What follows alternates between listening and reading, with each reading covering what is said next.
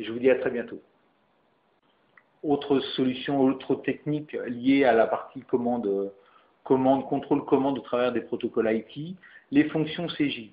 Les commandes CGI, ce sont des commandes qui sont directement liées à un serveur web à partir d'une syntaxe particulière qui est une commande CGI tout à fait standard dans le monde de l'IT, aller piocher directement dans le cœur du process avec soit de la lecture de registre, soit de l'écriture de registre. Donc on peut ici simplement modifier la consigne, mettre la variable 1000 et on a un rafraîchissement. On nous a écrit dans le registre 3000 de l'automate une variable 1000 au travers de son serveur web. Pour vérifier si réellement on est bien sur du contrôle commande, vous avez aussi la possibilité de créer cette commande CGI de façon manuelle. On va le faire en parallèle. Donc j'ouvre une deuxième fenêtre Internet et nous allons créer ici un read value et on retrouve bien la valeur 1000 qui a été écrite à l'intérieur du registre. Si je modifie cette valeur soit au travers du serveur web en mettant 2000 et que j'actualise ma fenêtre, ma deuxième fenêtre, on rafraîchit en retrouvant la valeur 2000. Inversement, il est évidemment possible de créer son écriture au travers d'ici. Pour cette commande, j'ai fait écrire 1, 2, 3, 4 et on a vu automatiquement la commande CGI se modifier au niveau du serveur web de l'automate. On peut lui faire modifier, pour terminer l'expérience, 5000. J'écris, on a le 5000 qui s'est rafraîchi, on retrouve bien le 5000. Preuve que les commandes CGI sont bien embarquées nativement dans l'automate et qu'on peut comme ça créer du contrôle commande au niveau de l'interface web. Pour revenir sur les parties donc contrôle commande et les communications IT, là nous avons survolé donc toute la partie contrôle commande liée à l'interfaçage du serveur web, mais comment récupérer aussi nativement toutes ces données, ces modifications de valeur. On l'a vu ici par exemple pour la modification de la consigne de régulation.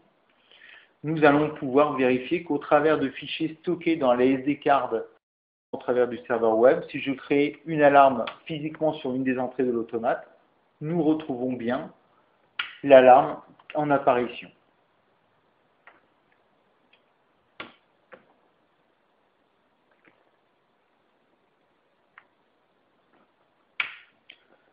Donc nous allons quitter l'Internet Explorer.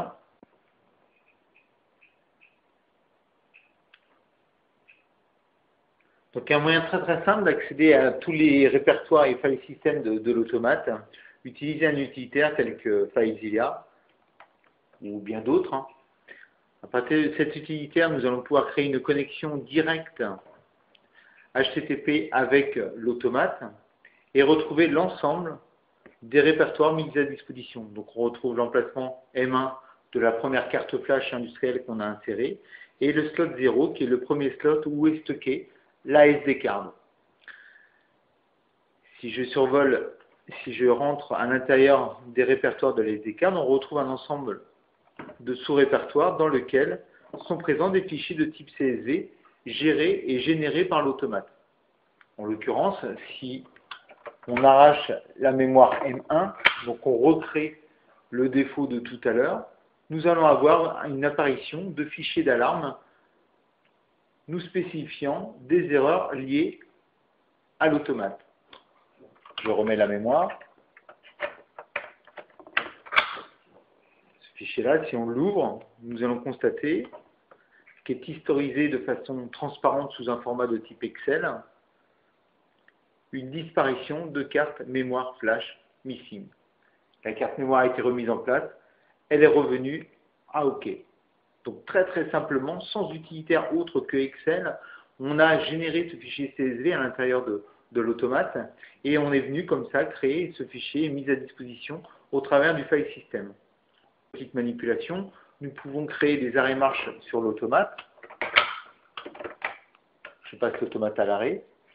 Et au moment de la remise sous tension, nous constatons une écriture au niveau de la SD card. Je recommence, l'automate est à l'arrêt, mise sous tension, écriture au niveau de la SD card. Si je rafraîchis ma page de FileZilla pour voir quels sont les fichiers mis à disposition, je retrouve un défaut un fichier de défaut de redémarrage d'automate. Si j'ouvre ce fichier, je dois retrouver les deux redémarrages d'automate qu'on vient de créer ensemble. Autre manipulation intéressante, si nous retournons dans notre serveur web et que nous retraçons les courbes liées à notre PID de tout à l'heure, nous allons pouvoir historiser les modifications de consignes liées à ces courbes de tendance.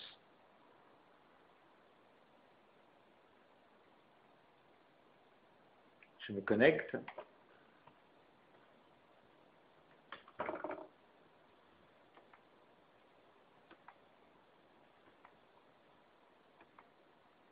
Je retrouve ma courbe PID que je lance. J'ai une consigne ici que je peux modifier.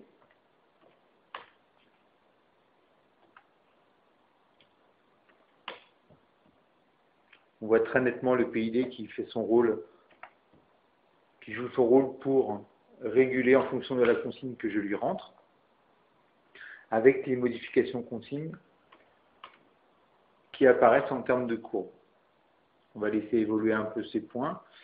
Dans ce même temps, toutes les modifications ont été enregistrées sur la SD card et nous allons pouvoir vérifier qu'au travers d'un fichier CSV mis à disposition, que ces points d'historisation apparaissent bien.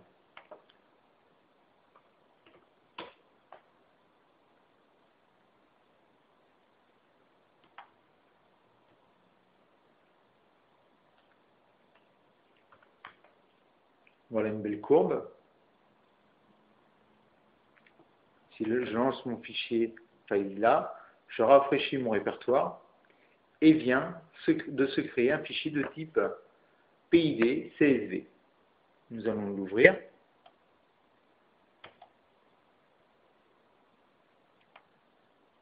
Sur les bases de ce fichier,